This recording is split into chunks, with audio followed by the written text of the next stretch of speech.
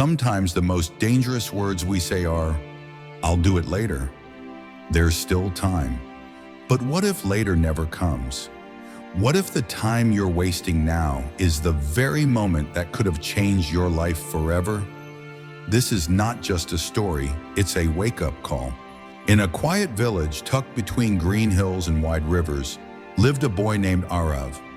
He was like many of us, young, curious, full of dreams, but endlessly distracted. Arav was always putting things off. Homework? Tomorrow. Helping his parents? Later. Fixing mistakes? Someday. He loved sleeping late, spending hours on his phone, watching videos, daydreaming about success, but never actually working toward it. His parents were worried. His teachers were disappointed. But Arav, he was too caught up in the illusion of plenty of time. He believed he could start whenever he wanted. He just didn't realize that life doesn't wait. One summer evening, a wise old man arrived in the village. No one knew exactly where he came from, but people said he had traveled across mountains and seas, helping lost souls find their path. People gathered to hear him speak. Some called him a saint. Others just said he listened better than most. Arav heard the whispers too, but didn't care. Until one day, something changed. One by one, his friends were moving forward, winning competitions, getting scholarships, building futures, and he was stuck. That night, as he sat alone near the village pond, staring into the water, a question echoed in his mind. Why am I always left behind? For the first time, the noise of the world faded. And in the silence, he felt something deeper. Shame, maybe, or fear, but mostly regret. The next morning, he walked to the big banyan tree where the wise man sat surrounded by children and elders. He waited patiently. When his turn came, Arav looked at the old man with tired eyes and asked softly, "Sir, why am I failing in life? I want to be great like my friends, but I don't know how. Please help me." Old man smiled, not with judgment, but with deep understanding. He didn't speak immediately.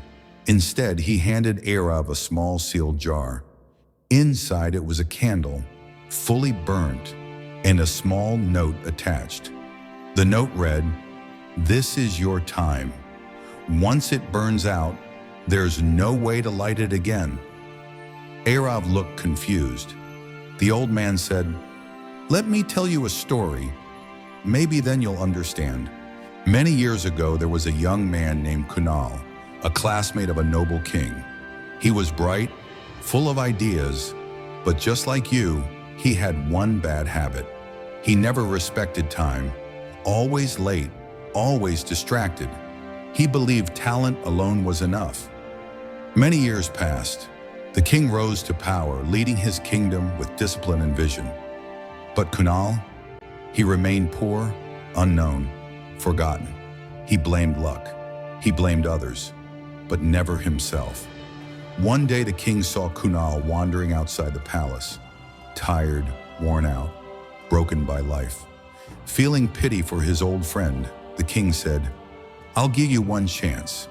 Before sunset today, take as much gold from my treasury as you can carry. After sunset, the gates will close." Kunal was overjoyed. He ran home to tell his wife. She said, "Go now. Don't waste this blessing." But Kunal said, "Let me eat first. I'm starving." He ate slowly, then decided to nap. "I've got hours," he thought, but hours slipped into dreams. When he woke, the sun had begun to set. Panicked, he grabbed sacks and ran toward the palace. Halfway there, the sun was blazing. He paused under a tree, and again he fell asleep. By the time he woke up, the palace gates were closed. The sun had set. His chance was gone forever. The old man paused, letting the silence speak, then said, Kunal didn't fail because he was unlucky. He failed because he didn't understand the value of time. Arav sat still, his breath shallow. The words hit him harder than any scolding ever had. He realized he was Kunal, but he still had time. And from that moment on, he changed. He started small, he cut distractions, he made lists. He apologized to his parents and promised to do better. Days turned into weeks, weeks into months, and slowly, the world started noticing. His grades improved, his mind became sharper. He stopped complaining and started acting. People began to respect him, not because he was lucky, but because he finally respected the most powerful asset he had: time. In your life too, time is the currency of dreams. It's not money, fame, or even talent that decides your future. It's how you use the 24 hours you get each day. A minute wasted today can cost you years tomorrow. You don't need to do everything at once, you just need to start. Now, because remember, a traveler who misses his train by 1 minute knows the value of that minute. A student who fails by 1 mark knows the value of that effort, and a man who loses everything by waiting too long knows the price of delay. So ask yourself, are you burning your candle with purpose, or are you letting it melt into nothing? Because one day time will ask what you did with it, and you won't be able to answer. Make that answer worth it. He passes the same jar to a boy and says, "Don't wait. This is your time." If this story touched your heart, take a moment, reflect, and promise yourself that you won't waste another second.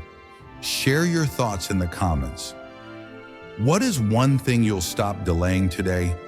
Like this video to inspire someone else.